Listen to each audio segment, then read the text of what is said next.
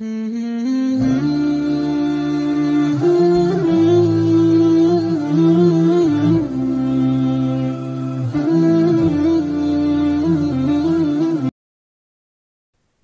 بالله من الشيطان الرجيم. بسم الله الرحمن الرحيم. الذين يأكلون الربا لا يقومون إلا كما يقوم الذي يتقبطه الشيطان من المس. ذلك بأنهم قالوا إنما البيع مثل الربا وأحل الله البيع وحرم الربا. فمن جاءه موعظة من ربه فانتهى فله ما سلف وأمره إلى الله ومن عاد فأولئك أصحاب النار هم فيها خالدون. يمحق الله الربا ويربي الصدقات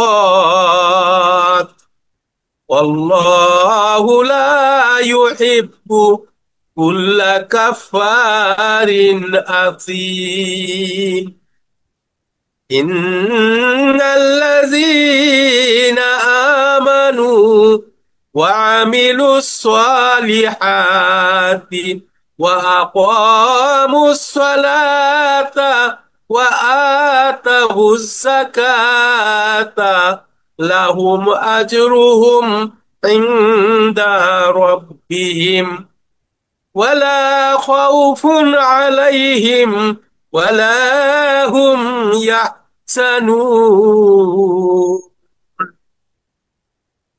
يا أيها الذين آمنوا اتقوا الله وذروا ما بقي من الربا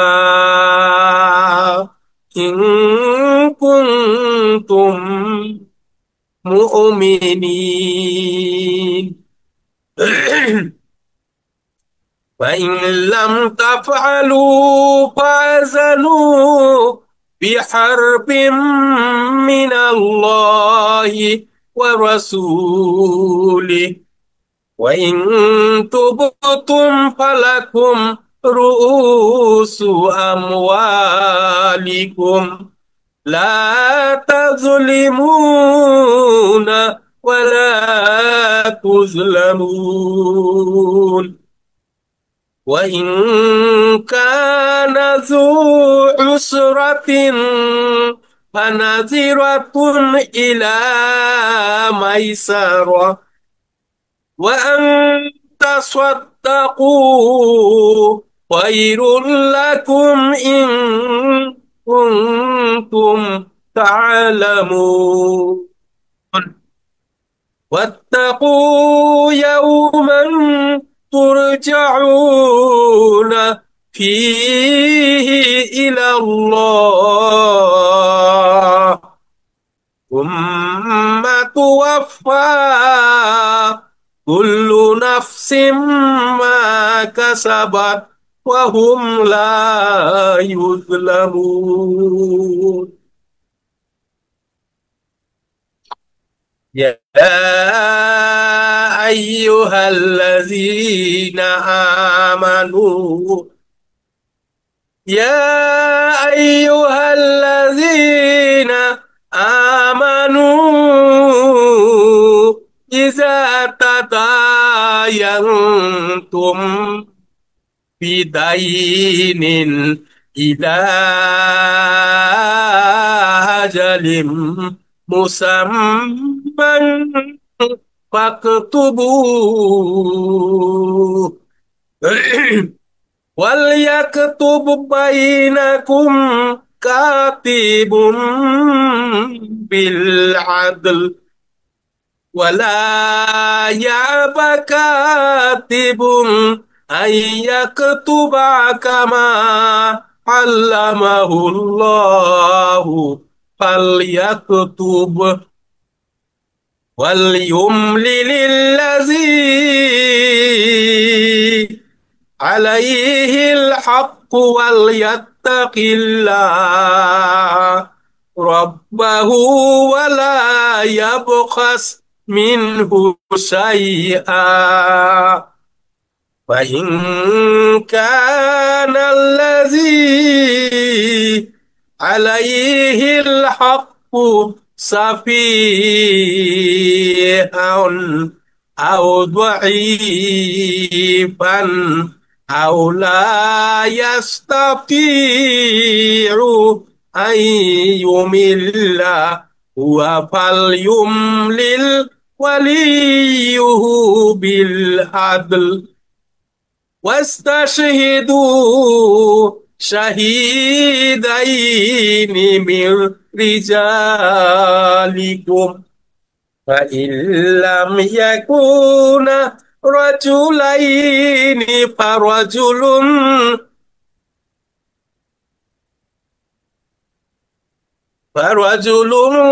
وامرأة فرجل وامرأة وامرأة وامرأتان ممن ترضون من الشهداء أن تضل إحداهما فتذكر إحداهما الأخرى ولا يأبى الشهداء إذا ما دعوا ولا تسأموا أن تكتبوه صغيرا أو كبيرا إلى أجله ذلكم أقسط عند الله وأقوم للشهادة وأدنى ألا ترتابوا إلا أن تكون تجارة حاضرة تديرونها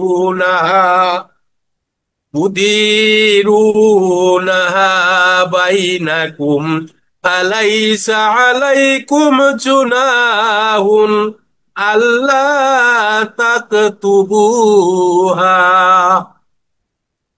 وأشهدوا إذا تبايعتم ولا يضار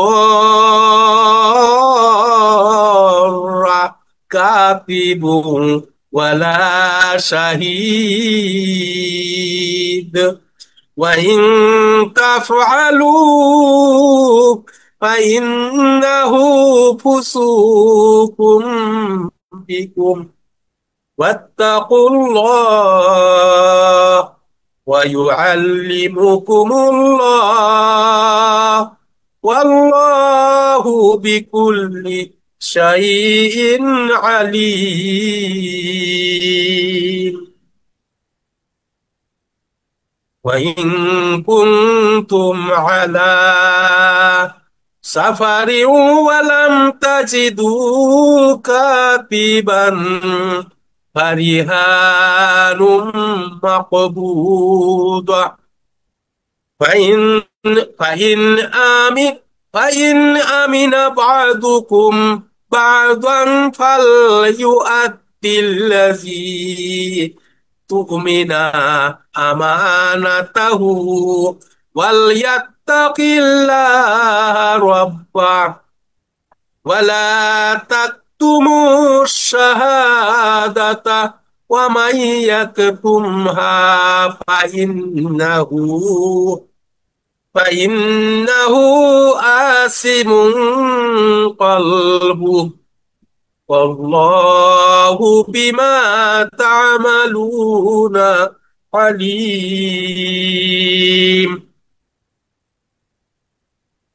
لله ما في السماوات وما في الأرض وإن تبدوا ما في أنفسكم أو تخفوه يحاسبكم به الله فيغفر لمن يشاء ويعذب من يشاء والله على كل شيء قدير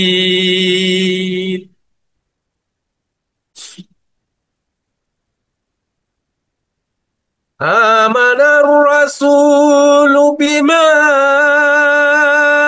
أنزل إليه من ربه والمؤمنون كل آمن بالله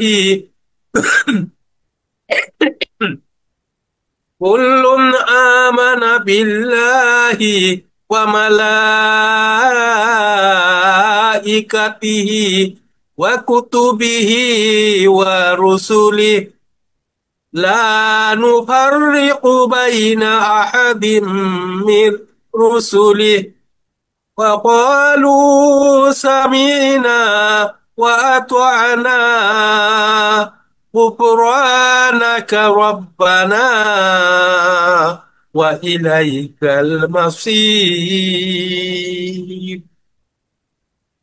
لا يكلف الله نفسا إلا وسعها لها ما كسبت وعليها ما اكتسبت ربنا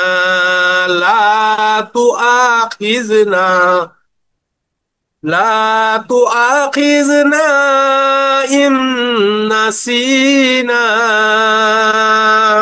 أو أخطأنا ربنا ولا تحمل علينا إصرا كما حملته على الذين من قبلنا ربنا ولا تحملنا ما لا طاقة لنا به واعف عنا واغفر لنا وارحمنا أنت مولانا فانصرنا على القوم الكافرين صدق الله العظيم وصدق رسوله النبي الكريم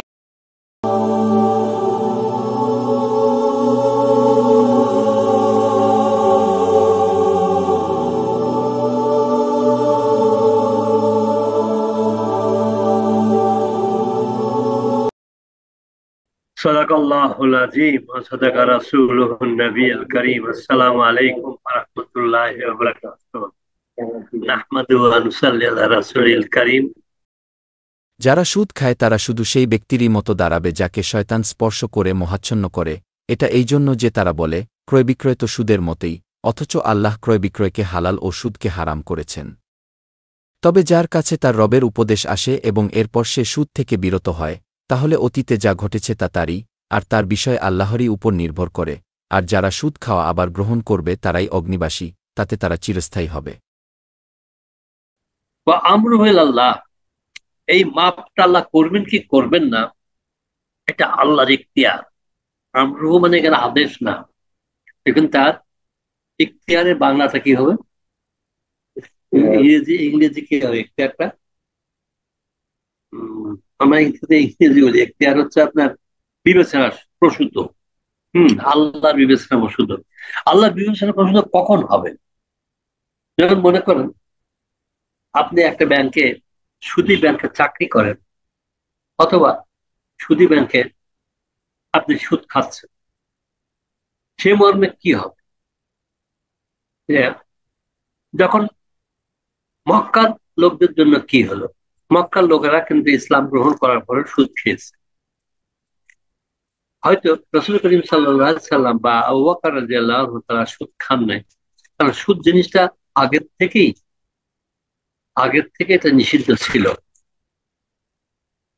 সুদ জিনিসটা খ্রিস্টানদের জন্য নিষিদ্ধ ছিল, ইনজিলেও নিষিদ্ধ ছিল, তৌরাতেও নিষিদ্ধ ছিল, জাবুরেও নিষিদ্ধ ছিল।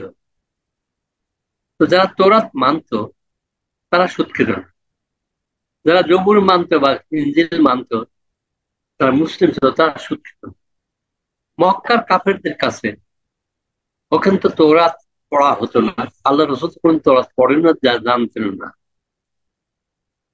সুতরাং যারা সত্যিকার তৌরাতের পথে থাকতো, যেমন একজনের নাম আমরা বলতেই পারি, হযরত খাদিজা রাদিয়াল্লাহু আনহার যে ভাই ছিল নাওফাল, উনি তো ইহুদি ছিলেন, উনি তৌরাত পড়তেন, উনি নিশ্চয় সুদ খেতেন না। কিন্তু মুসলিমদের কি অবস্থা হলো?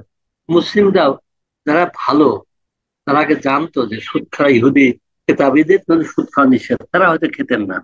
কিন্তু যেহেতু কোরআনের কোনো হুকুম নাই, সেদিন তারা সুদ খেতে পারে। আল্লাহ সেদিন বলে আমরু, যা আগে খেয়ে ফেলছে, এই আয়াতটা ৭৫ নম্বর আয়াত আসার আগে তাদের জন্য মা সালাপ, তারা অতীতে যা হয়ে গেছে হয়ে গেছে। আর সালাপ মানে অতীতে যা ঘটে গেছে ঘটে গেছে, এটা তারই জন্য থাকলো। আমরু হইল আল্লাহ, আল্লাহ তাকে তাকে এটা বিবেচনা করে, তার এখতিয়ার মানে উনি বিবেচনা সাপেক্ষ। বিবেচনা সাপেক্ষ এই কারণে, যদি একটা লোক আগে জানতো না তৌরাতের কথা, ইনজিলের কথা, তারপরে জাবুরের কথা যারা জানতো না, তারা খেয়ে থাকলে আল্লাহ তাআলা তাদেরকে মাফ করবেন। কিন্তু যারা তৌরাত জানতো, ইনজিল জানতো, বা তাওরাত জানতো এবং কোরআন না আসা পর্যন্ত, তাদের ক্ষেত্রে কিন্তু আল্লাহ তাআলা ক্ষমা নাও করতে পারে। এটা জন্য আমরুল আল্লাহ, আল্লাহর পরে মানে এখতিয়ার মানে তার উপরে বিবেচনা বসত, অথবা আল্লাহ বিচারের মধ্যে আমার আদা। কিন্তু যখন এই আয়াতটা আসলো, যদি এখন পুনরাবৃত্তি করে, এখন যদি সুদ খায়, আওলায় কাসাবুন না, তবে সে জাহান্নামী। এই জিনিসটা আমরা সবাই বোঝা দরকার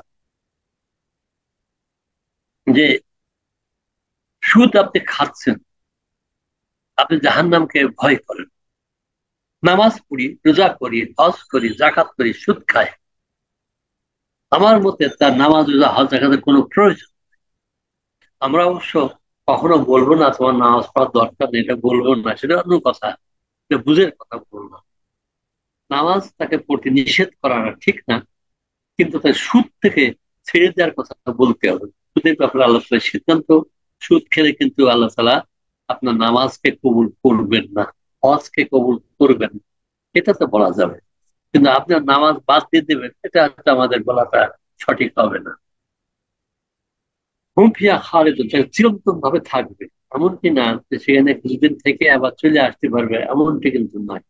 সুদ এমন একটা জিনিস, আমরা সুদের হারামের উপরে যে কটা আয়াত আসছে কোরআনে, আমরা সেটা একটু আলোচনা করব। এটা হচ্ছে চতুর্থ পর্যায়ের আয়াত। প্রথম পর্যায় ছিল সূরা প্রথম পর্যায়ে হিজরতের 5 বছর আগে, 30 নম্বর সূরা, সূরা রুম। সূরা রুমের 39 নম্বর আয়াতে সুদের খাওয়াটাকে, লেনদেন নিরুৎসাহিত করা, উৎসাহ দেওয়া হয়নি। এটা না খাওয়া ভালো, তোমরা খেও না, এই পর্যন্ত, কিন্তু হারাম বলা হয়নি। দ্বিতীয় পর্যায়ে এটা হচ্ছে যে মাদানী জীবনের প্রথম দিকে বলা হলো যে সুদ গ্রহণ ও অপরের সম্পদ গ্রাস ইহুদিদের ঘৃণ্য প্রথা। ইহুদিরা সুদ খেত, ইহুদিদের কাছে তওরাতের নিষেধ থাকা সত্ত্বেও তারা সুদ খেত। এটা একটা ঘৃণ্য প্রথা তারা অবলম্বন করত। তৃতীয় পর্যায়ে হিজরি উহুদ যুদ্ধের প্রেক্ষাপটে সুদ খেতে নিষেধ করা হয়েছে এবং যাহা গুণে গুণে বৃদ্ধি পায়। আমাদের দেশে এক প্রেসিডেন্ট, তাকে খুব উচ্চপদস্থ, না প্রেসিডেন্ট না, সরি, আমাদের দেশে এক অর্থমন্ত্রী বলছিল যে আমরা সুদ অল্প খাই, 10% খাই না, গুনে গুনে, এখানে ডবল খাই না। এখানে ডবল খাওয়ার কথা বলছে আর কি। ওই আয়াতে পড়লে মনে হয় যে শুধু দ্বিগুণ করো না, দ্বিগুণ করো না, এটা শাব্দিক হিসেবে। আসলে যারা দ্বিগুণ লিখছে তারা ভুল লিখছে। আমরা গুনে গুনে বৃদ্ধি, অর্থাৎ 1.5 একটা গুণ বেশি, 1.2 এটাও বেশি। আয়াতের পঞ্চম পর্যায়ে বিদায় হবে, তারপরে শেষে এই আসলো যে সর্বপ্রকার সুদ হারাম। এটা হচ্ছে 277-78 এই আয়াতগুলোতে। আর আমরা 80 নম্বর আয়াতে যে পাবো যে সুদ যদি না ছাড়া হয় তাহলে আল্লাহ এবং আল্লাহ রসুলের পক্ষ থেকে যুদ্ধের ঘোষণা। আমাদের একটা জিনিস খেয়াল করতে হবে, 261 থেকে 274 পর্যন্ত এই আয়াতগুলো সম্পর্কে আল্লাহর রাস্তায় ব্যয় করার সম্বন্ধে বলা হয়েছে এবং অসচ্ছল লোকদের জন্য বদান্যতার বিষয়ে এই আয়াত আসার পরে যে সুদ থাকলে সুদটা মাফ করে দেওয়ার জন্য, সুদ না নেওয়ার। একজন লোন নিছে, সেই লোনটা আপনি আপনি লোনকে ফেরত দিতে পারবেন, ফোন নিতে পারবেন, কিন্তু কিন্তু এটা করা যাবে না, আপনার সেখানে সুদ গ্রহণ করতে পারবেন না। 280-81 আয়াতে আল্লাহ তাআলা খাতের উপরে বদান্যতা আদেশ দিয়েছে। যদি কেউ সুদ না দিতে পারে তাহলে সুদ মাফ করবেনি, এবং লোনও যদি সে বিপদের মধ্যে পড়ে থাকে, সে সত্যিকার অর্থে তার মা মা ওই করতে পারবেনই না, কষ্ট হবে, তাহলে তাদেরকে মাফ করে দেওয়ার জন্য চেষ্টা করতেন। এটা আমাদের সবসময় খেয়াল করতে হবে। আমরা 276 আয়াতে দেখি ইয়ামহাকুল্লাহুর রিবা ওয়া ইউরবি সাদাকা। এই জিনিসটা আপনাদের সবাই মনে রাখবেন। যদি আমরা বেশি বেশি করে, আমাদের ইসলামী ব্যাংকে কিন্তু এই জিনিসটা লিখে রাখে, ইয়ামহাকুল্লাহুর রিবা ওয়া ইউরবি সাদাকা। আপনি সদকা করলে আপনার সম্পত্তি বৃদ্ধি হয়, আর সুদ খেলে আল্লাহ সুদকে নিশ্চিহ্ন করে দেন। এখন আমরা তো দেখার প্র্যাকটিক্যাল দেখতে পাই যে 1 লক্ষ টাকায় সুদ খেলে 10,000 টাকা বেড়ে যায়।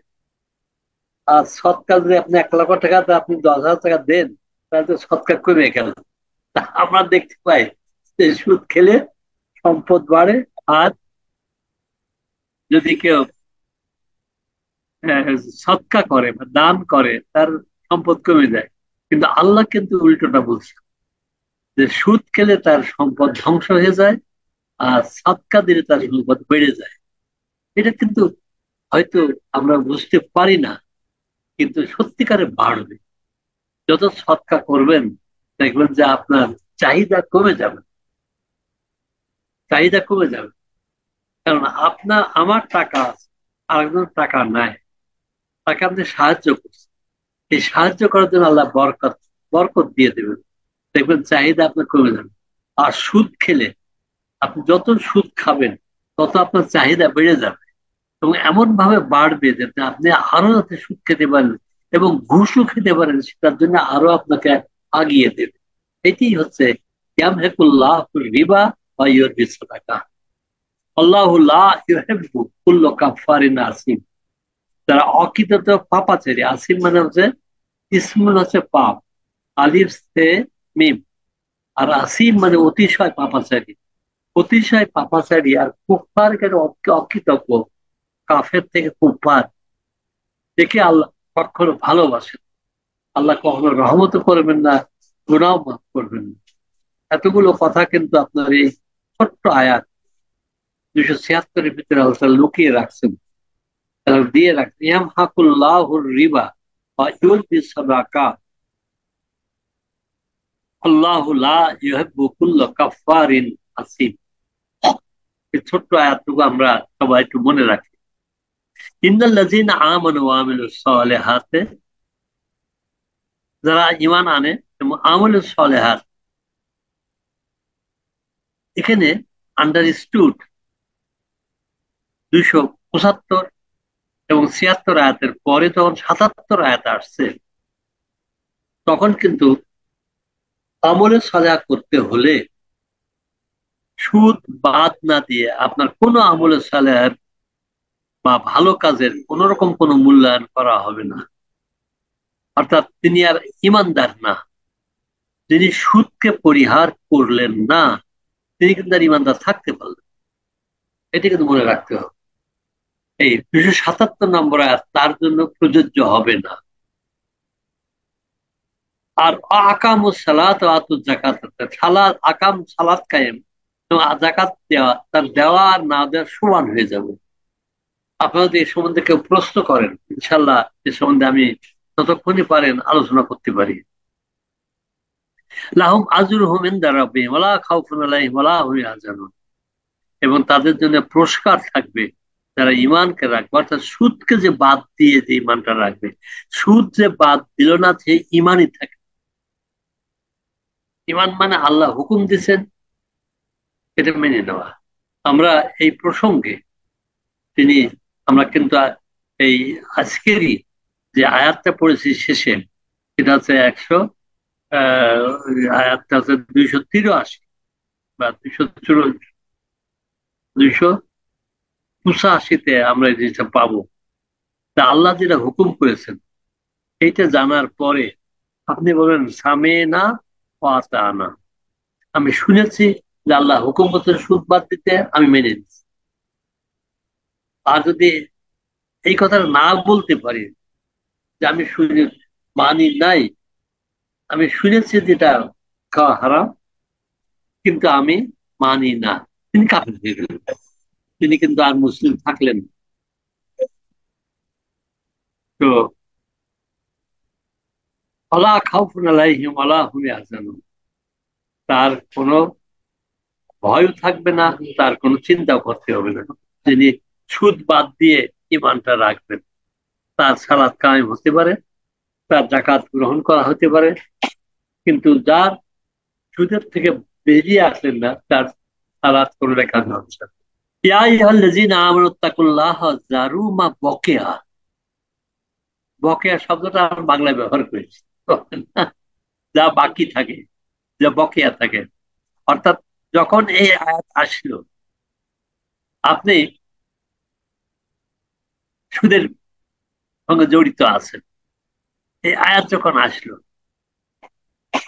একটা প্রশ্ন আপনারা করতে পারবেন, সেটা আমি পরে আমি তুলে ধরবো, কিন্তু আগে আমরা পড়ে নিই যে এই আয়াত আসার সাথে সাথে আপনার বকেয়া যে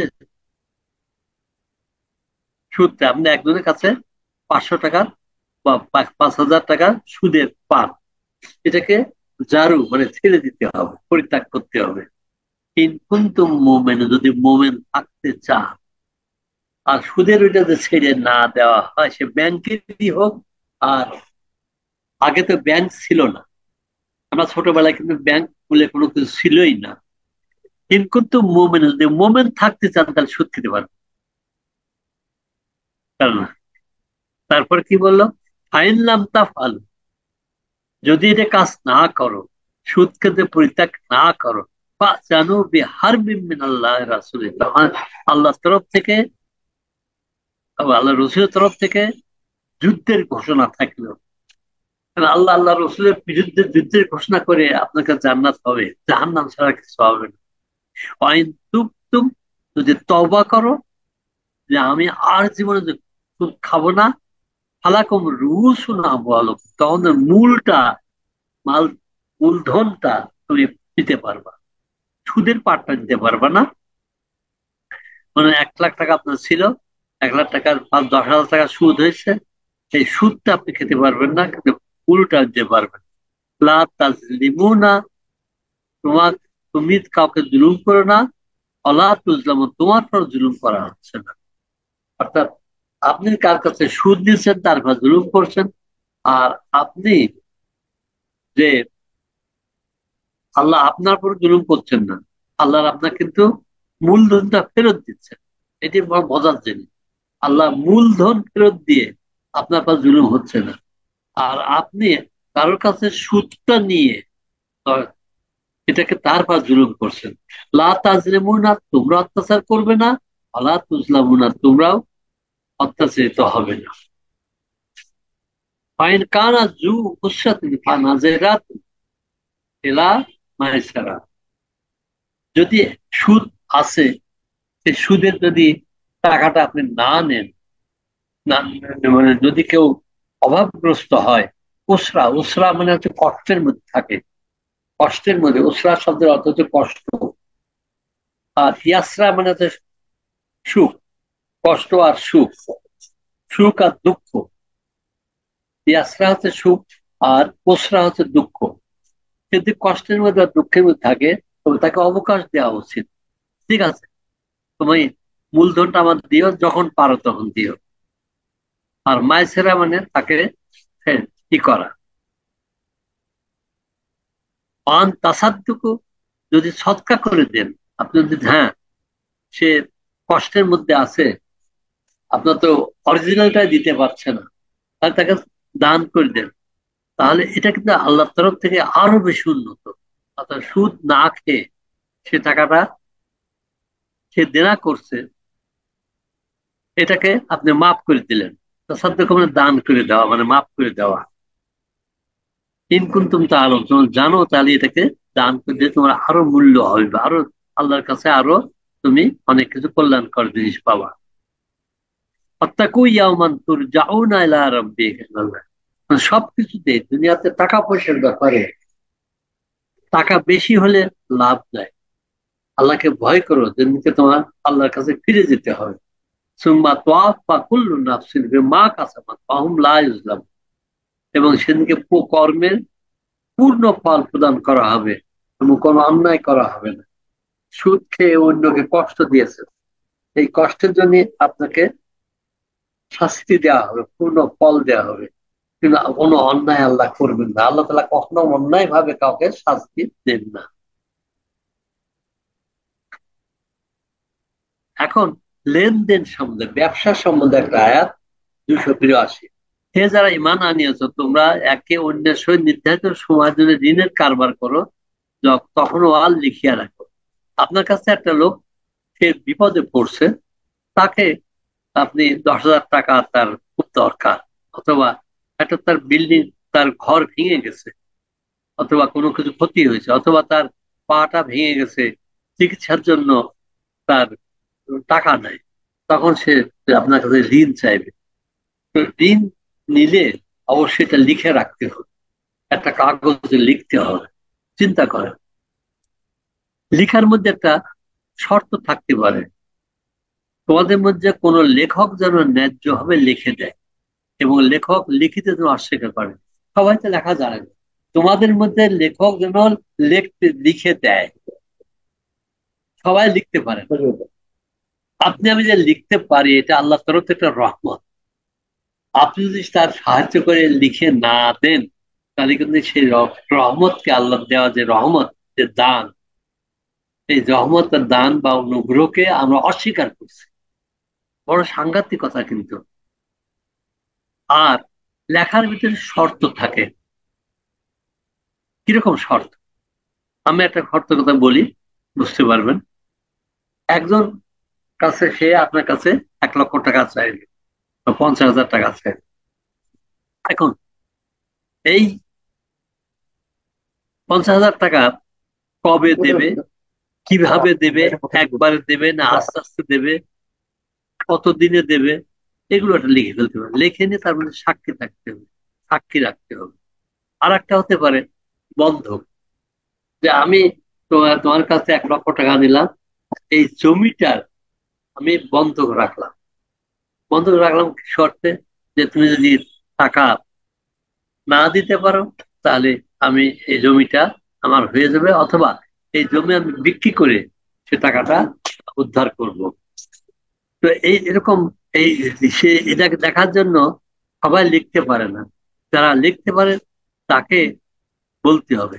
যদি কোনো লেখক লিখতে অস্বীকার করবে, না করা উচিত না, যেহেতু আল্লাহ তাকে লেখা শিখিয়েছেন। দেখেন কি চমৎকার করে কথা বলছেন, আল্লাহ লেখা শিখেছে। আজকে আপনি আমি লিখতে পারি, পড়তে পারি, জানতে পারি,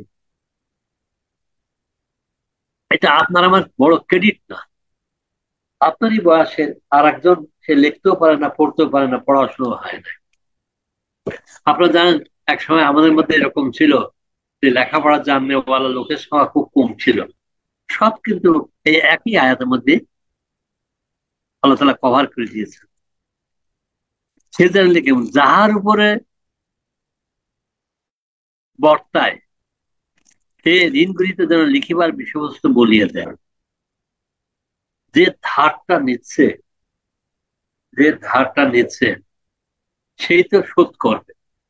অতএব সে কিন্তু বলবে যে আমি ধার নিচ্ছি এই শর্তে, এই শর্তগুলো যেন বলে দেয়।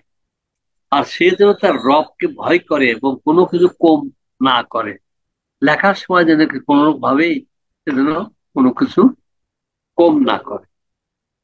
কিন্তু ঋণ গৃহীতা যদি নির্বোধ বা দুর্বল হয়, লিখিবার বিষয়বস্তু বলিয়া দিতে না পারে, তবে যেন তার অভিভাবক ন্যায্য হবে লিখিবার বিষয়বস্তু বলিয়া দেয়। যে টাকাটা দিচ্ছে তাকে তো দিতে হবে, দেওয়ার শর্তগুলো সে সুন্দর করে বলবে। আর দলিল লিখতে, এটাই দলিল, দলিল লিখতে গেলে কিছু ভাষা সুন্দর করে লিখতে হয়। কিন্তু একজন নির্বোধ, লেখাপড়া জানে না অথবা দুর্বল, ভাষা ঠিক মতো জানে না, তখন কি করবে, যারা অভিভাবক থাকবে, যারা গার্জিয়ান থাকবে অথবা যারা একটু লেখাপড়া জানবে, তারা ন্যায্যভাবে লেখার বিষয় বলিয়ে দেবে। আর তোমরা সাক্ষী রাখবে, এই যে লেখালেখি হলো, এই যে ঠিক মতো লেখা হলো, এটার উপর সাক্ষী থাকবে। সাক্ষী হবে পুরুষদের মধ্যে 2 জন, পুরুষদের মধ্যে। এটা মেয়েদের মধ্যে হলে কি হবে, মেয়েদের জন্য বেশি লোক লাগবে। যদি 2 জন পুরুষ না থাকে তবে সাক্ষীদের মধ্যে তোমরা যাহাদের মধ্যে রাজি সেরকম 1 জন পুরুষ ও 2 জন স্ত্রী লোক। 1 জন পুরুষ, 2 জন পুরুষ পাওয়া যাচ্ছে না সাক্ষী হিসেবে, তাহলে 1 জন পুরুষ আর 2 জন স্ত্রী। স্ত্রী লোকের মধ্যে 1 জন ভুল করলে আর 1 জন তাকে জানিয়ে দিবে। স্ত্রী লোকের মধ্যে 1 জন ভুল করলে তাদের 1 জন অপরজনকে স্মরণ করিয়ে দিবে। সাক্ষীগণকে যখন ডাকা হবে তখন ওরা যেন অস্বীকার না করে, ইহা ছোট হোক আর বড় হোক। ছোট হোক আর বড় হোক মানে আমরা অনেক সময় হয়তো একজনকে 5,000 টাকা, আর 5,000 টাকা কি আর লিখবো, দেখার দরকার নেই। হ্যাঁ, যদি 10 লাখ টাকা হইতো, 2 লাখ টাকা হইতো, তাহলে লিখতাম। 5,000 টাকা না ভাই, 5,000 টাকাও লিখে রাখেন। আজকে সে 5,000 টাকা তাকে দিচ্ছেন, আপনি লিখলেন না, আপনি সাক্ষী রাখলেন না। যদি সে ভুলে যায় অথবা ইচ্ছাকৃত ভাবে ভুল করে, তখন কি হবে? কোনরূপ বিরক্ত হইও না। মেয়াদ মানে কি, কতদিন? 1 বছর, 6 মাস, 3 মাস, 2 বছর, এই মেয়াদ সহ লিখতে হবে। আল্লাহর নিকট ইহা ন্যায্যতর, প্রমাণের জন্য দৃঢ়তর। সবকিছু কথাগুলো আল্লাহ যেগুলো বলছেন, দেখেন লেনদেনের ব্যাপারে, লোনের ব্যাপারে, এটা ব্যাংকের লোনই হোক অথবা পার্সোনাল লোন হোক, ইহা ছোট হোক আর বড় হোক, মেয়াদ সহ লিখে দেয়, কোন রকম বিরক্ত হয়েও না। দেখেন কত রকম কথা এই একটা আয়াতের মধ্যে দেওয়া হয়েছে। আল্লাহর নিকট ন্যায্যতর ও প্রমাণের জন্য দৃঢ়তর।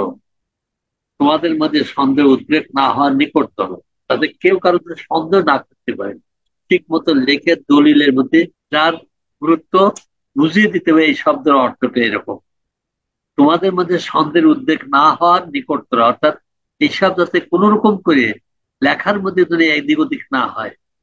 সুতরাং তোমরা পরস্পর যে নগদ ব্যবসায় পরিচালনা করো তা না লিখলেও দোষ না। নগদ ব্যবসা মানে আপনি আজকে আপনার কাছে 1 লাখ টাকা মানে 10,000 টাকা নিয়ে গেলেন, আর তোমাদের মধ্যে নগদ ব্যবসা। নগদ ব্যবসা মানে কি,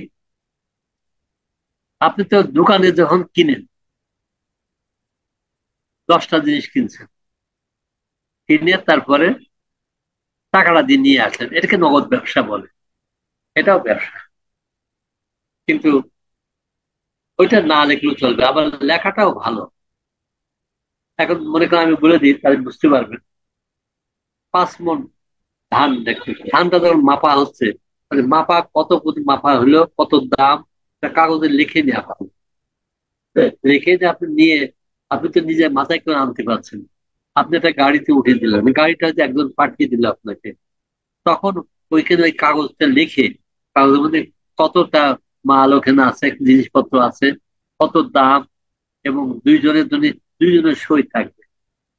তবে নগদ ব্যবসাতে আল্লাহ তাআলা বলে দিচ্ছেন যে না লেখলেও দোষ নাই, এখানে নিয়ে যাচ্ছিলেন দুজনের ব্যবসা, কিন্তু দেদা দুদিনের জন্য, যে আমি আজকে নিয়ে গেলাম মাল, তোমার 1 মাস পরে দেবো বা 2 মাস পরে দেবো, এটা নগদ হলো না।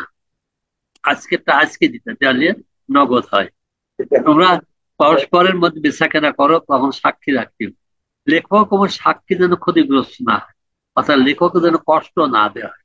আবার যে সাক্ষী, একজনকে সাক্ষী রাখা হয়েছে, তো সে সাক্ষী আবার হ্যাঁ সে সাক্ষী আসলো না, তাকে তাকে মানে করো, কেন আসলো না, তাকে ক্ষতিগ্রস্ত, লেখককে ক্ষতিগ্রস্ত করা যাবে না, সাক্ষী ক্ষতিগ্রস্ত যাবে না। যদি তোমরা ক্ষতিগ্রস্ত করো তবে তোমাদের জন্য পাপ। আর তোমরা আল্লাহকে ভয় করো। ভয় করা মানে আল্লাহর হুকুম মানা, যে মানে না সে আল্লাহকে ভয় করেন, এবং আল্লাহ তোমাদেরকে শিক্ষা দেন, আর আল্লাহ প্রতিটি বিষয়ে সম্পর্ক অবহিত।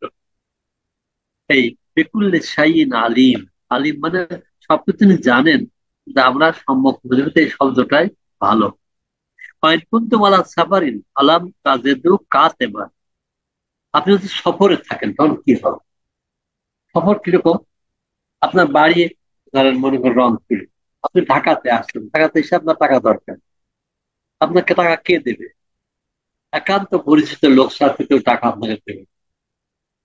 হ্যাঁ, তখন রেহানে মাকবুজাত, মাকবুজাত মানে বন্ধক রাখা, বন্ধক রাখা। আপনার হাতে একটা ঘড়ি আছে, ঘড়ির দাম হচ্ছে 500 টাকা বা 5,000 টাকা। আপনি 5,000 টাকা এই ঘড়িটা আপনাকে দিয়ে দিলেন, দিয়ে ওর কাছে 4,000 টাকা নিয়ে গেলেন, এটি বন্ধক বা রেহানুল মাকবুজাত। মানে আল্লাহ কোনো জিনিসই সফরে যে আপনাকে তো কেউ বিশ্বাস করবে না, আর সাক্ষীও সেরকম পাবেন না। কারণ আপনি গেছেন, আপনার বাড়ি হয়তো এখানে, আপনি গেছেন মালয়েশিয়াতে, সেখানে আপনার পরিচিত কেউ নাই, কেউ ফোন রাখবেন, তখন আপনার কিছু, আপনার ঘড়িটা বা আপনার গোল্ড যদি কিছু থাকে, সেই গোল্ডটাকে কবজা দিতে হবে। এই কবজা করা, দেখেন এই কবজা শব্দটা আরবি শব্দ, হ্যাঁ, কাবাদা। ফাইনলাম মান আমেনা আদহুম বাদান, যদি একে অপরকে বিশ্বাস করিলে তবে তাহাকে বিশ্বাস করা হয়, সে যেন বন্ধক প্রত্যাপন করে। একটা লোককে আপনি বন্ধক দিয়ে আসছেন, সে যদি মুসলিম হয়, একটা গোল্ডের দাম মনে করেন বাজার প্রাইস 50,000 টাকা, 50,000 টাকা আপনি কবজা করে ওকে কবজা করতে দিয়ে দিচ্ছেন, ওকে দিয়ে দিচ্ছেন, বন্ধক দিচ্ছেন। কিন্তু আপনি টাকা তো 50,000 নিয়ে আসেন, নিয়ে আসেন 30,000 টাকা। কারণ যখন বন্ধক দেওয়া হয় তখন বেশি বড় মালটা দিতে হয়।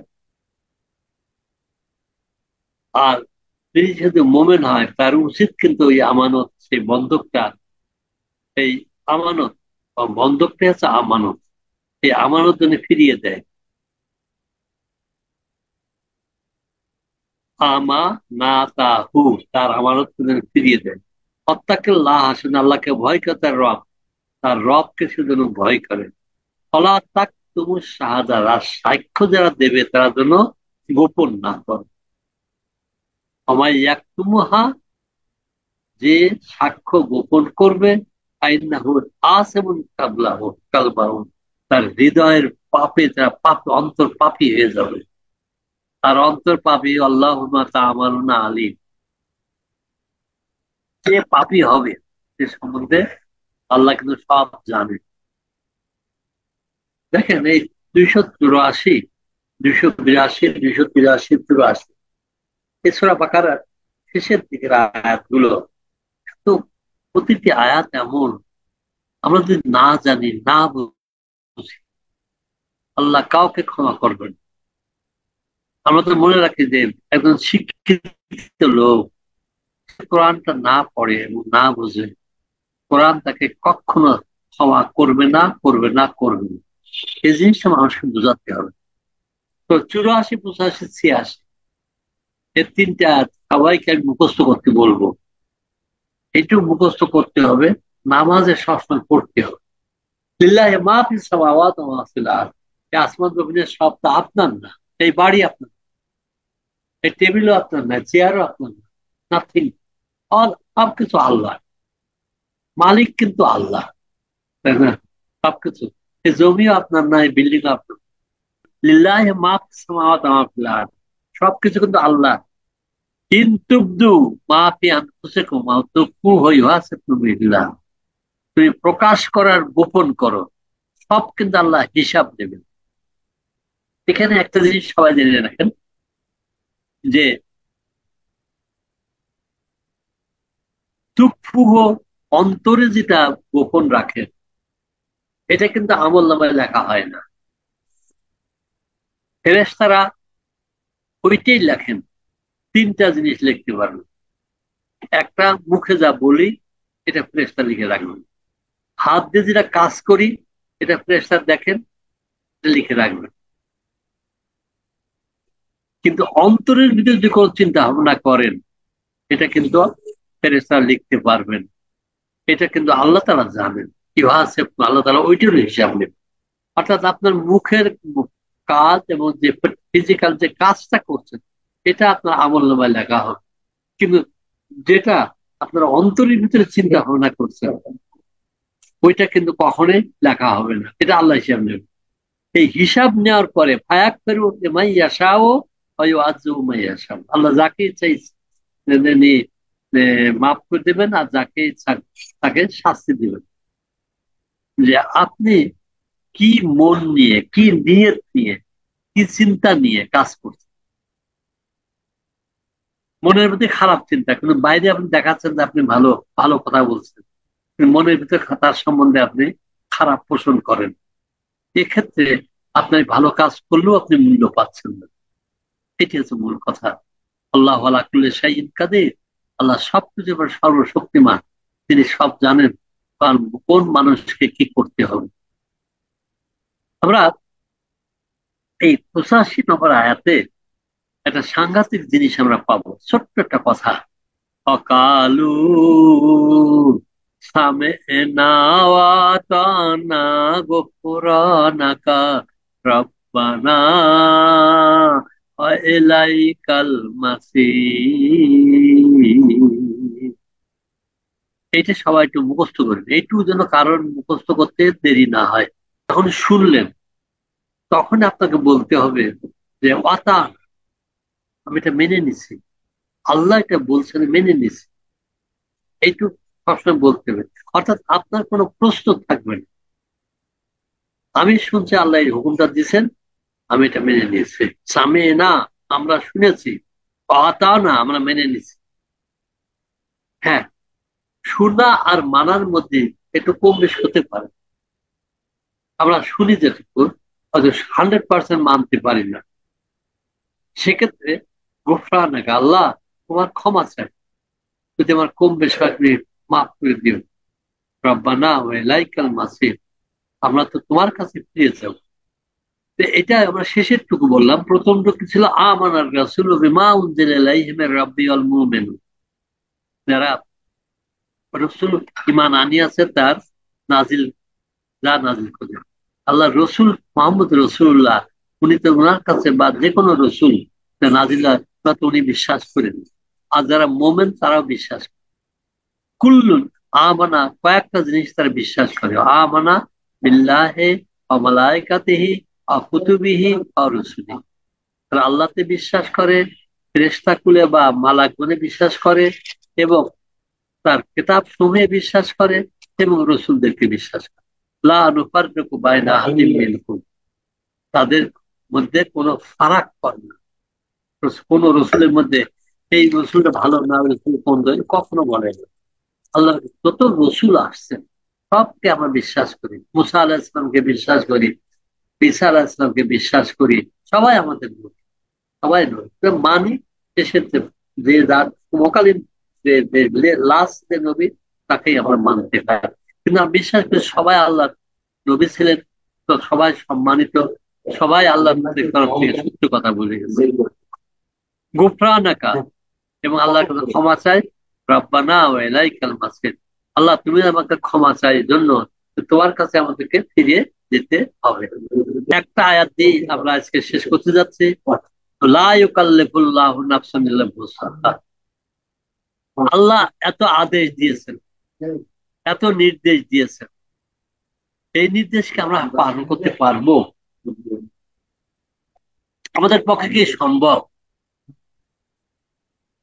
সম্ভব অসম্ভবের ব্যাপারটা আল্লাহ জানেন, কার কতটুকু ক্ষমতা আছে। একটা লোক গরিব মানুষ, টাকা পয়সা নাই, খাওয়া পিনা নাই, তার পক্ষে এইসব কষ্টদায়ক দায়িত্ব বহন হবে না। তাদের আল্লাহ তাআলা অন্যভাবে মাফ, তাদের অল্প কিছু যদি ইমান নিয়ে কোনোরকম সালাত আর রোজা রাখতে পারে, তাদেরকে আল্লাহ মাফ করে। লাহা মা কাসাবাত ওয়া আলাইহা মা কাসাবাত, তারা ভালো অর্জন করবে তা তার থাকবে, আর মন্দ অর্জন করে তার উপরে তার বর্তাবে ফল। দুইটা জিনিস কিন্তু, কাসাবাত মা ইকতাসাবাত, দুইটা শব্দ কিন্তু মনে রাখতে হবে। কাসাবাত মানে ভালো অর্জন করা, আর ইকতাসাবাত মানে মন্দ অর্জন করা। তখন আল্লাহর কাছে আমরা কি দোয়া করবো? রব্বানা লা তুআখিযনা ইন নাসিনা আও আখতানা। শেষের এই দোয়াটা তো আমরা মুখস্থ করতেই হবে, আশা করি সকলেরই মুখস্থ আছে। রব্বানা লা তুআখিযনা, আল্লাহ আমাদেরকে পাকড়াও করেন না যদি আমরা ভুলে যাই অথবা ভুল করে বসি। জিনিসটা দুটো জিনিস, একটা ভুলে যাওয়া, একটা ভুল করে বসা। আর ভুল করে বসা দুই রকম হতে পারে, ইচ্ছাকৃত, অনিচ্ছাকৃত। অনেক করতে চায় না তবু করতে হতে পারে। একটা লোক একটা অফিসে চাকরি করে, একটা অন্যায় করা উচিত না, সে বোঝে, করবেও না, কিন্তু উপর থেকে এত প্রেসার আসছে, সেই প্রেসারে অথবা বসের থেকে অথবা তার উপর থেকে এত বড় প্রেসার আসছে যে বসের থেকে এটা না শুনে সে পারে না। এটা হচ্ছে আখতানা, ভুল যদি আমরা করেই বসি, ইচ্ছাই হোক আর অনিচ্ছায়। অনিচ্ছা ছিল, ইচ্ছা ছিল না, কিন্তু তবু জোর জবরদস্তি করে করে করে নিয়েছে।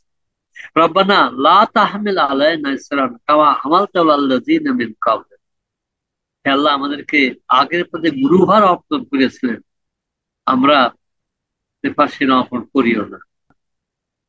ওয়ালা তাহমিল আলাইনা ইসরান কামা হামালতাহু আলাল্লাযিনা মিন ক্বাবলিনা, আগের লোকদের উপরে যেরকম দায়ভার দেওয়া হয়েছে ওইটা যেন আমাদের বাদ দিয়ে না।